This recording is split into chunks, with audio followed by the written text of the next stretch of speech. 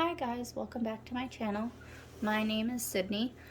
So in today's video, I am just gonna go through some of the things that I like to keep in my sewing box as a beginner sewer. And most of this stuff didn't cost me hardly anything. I do a lot of my shopping at thrift stores for secondhand items. And I try to shop on Facebook Marketplace for some stuff. So yeah, anyways, I'm just gonna go ahead and get started. And I buy a lot of stuff on clearance. So this is my sewing box.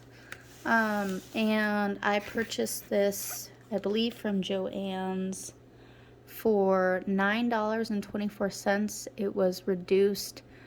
Originally it says $36.99. And this sewing box comes from everythingmary.com. But I purchased it from Joann's. So anyways, inside of my sewing box, yes, I did organize this before I made this video, just because it was so cluttered. Let me see if I can get a better angle for you guys. 1 second. Okay, so I hope that's a better angle for you guys. So some of the things that I like to keep in my sewing box, well, here's some elastic. I got these little clips at the Dollar Tree.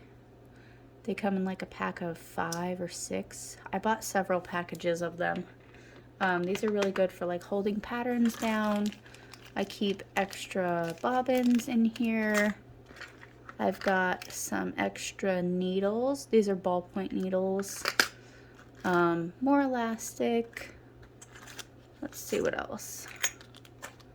I've got 2 measuring tapes. One's pink and one's blue. And I've got a tracing wheel. I've got some needles for hand sewing if I need to. If I ever need to do any hand sewing. Got these. Let's see. Oh, my seam gauge. I got a seam gauge. And my chalk for tracing patterns. If I ever do any hand sewing, I've got some of these thimbles. And I've got one of these little thread guide things that help you to thread your needle. These are my extra bobbins that I've already wound. More elastic. I've really been getting into making scrunchies. So, and then I have some sticky notes in case I need to take some notes. And then I got these little Ziploc baggies. They come in a pack of like 60 or something. I got them at the Dollar Tree. And I find these really useful for organizing my thread. And I'll show you that in just a second. And then I've got some quilting needles. Not quite sure when I got those, but it's been quite a while. And then for my sewing, I also have this. This is really useful for me when I'm doing a scrunchie. It holds the elastic, and then I push this up and it keeps it in place, and then I can feed it through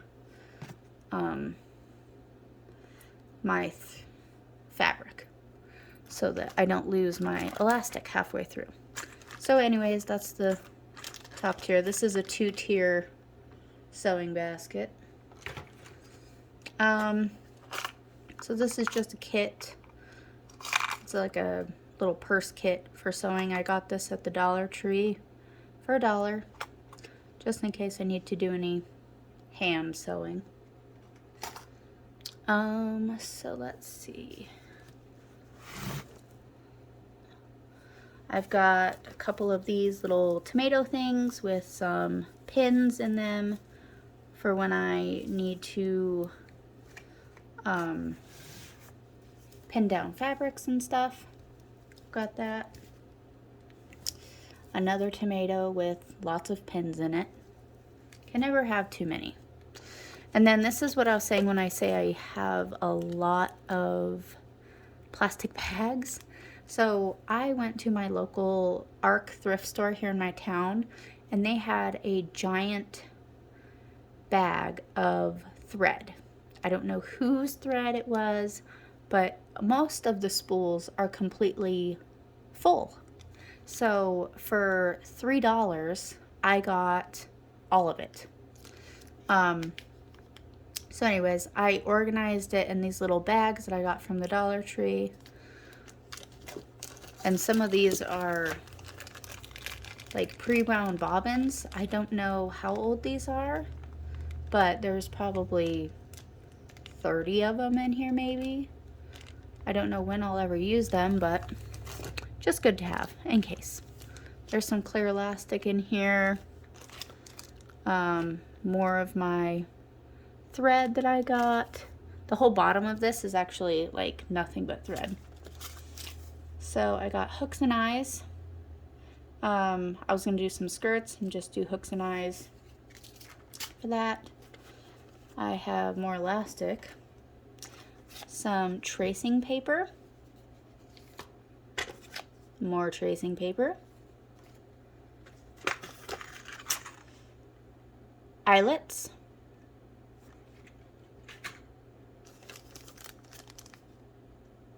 More fabric. And more elastic. More elastic. This is just like kind of like a shoelace type of material I use for like sewing pajamas or stuff like that. I got this ribbon at the Dollar Tree for $1. It's 9 feet. It's just a farmhouse ribbon. So I got that. And one thing I always like to keep is, these are actually hair cutting scissors, but I use them to snip my threads because I had them on hand and we had too many scissors. So these are all of the threads that I have, the spools of thread that I have, and most of these, like I said, most of these are full. Some of these are like really old, like the wooden spools of thread, which I found to be really interesting. I don't know how old these are, but yeah, let's see. This one is 29 cents. Could you imagine? Back in the day. So those are some of the things that I keep in my sewing box that help me whenever I need to do any of my projects. I always have this stuff on hand. And this is not something that, you know, I bought overnight, and it's just, this is like a collection of my sewing stuff over the years, because I've been collecting. Like I said, I took a break from sewing for a while, for a couple years, and then I came back to it. So this is all just collections over the years that I've built up. So yeah, that's what's in my sewing box. Some of the other stuff that I do use that's been helpful for me on my sewing journey is things like a rotary cutter for my patterns and stuff. I got this at Hobby Lobby for 40% off. I don't know what the original cost was. I don't think I have the... No, I don't. I don't think I have the tag anymore. Some other things that I've recently purchased that are going to help me with my sewing are a rotary cutter This was $8 at Walmart, my local Walmart. Certainly not the best or the most expensive, but it'll work for what I'm doing. I'm just working on practicing with scrunchies right now. So that's there. And then the other thing that I bought that has really helped me has been my pair of fabric shears that I bought. They are really, really sharp. Let me show them to you.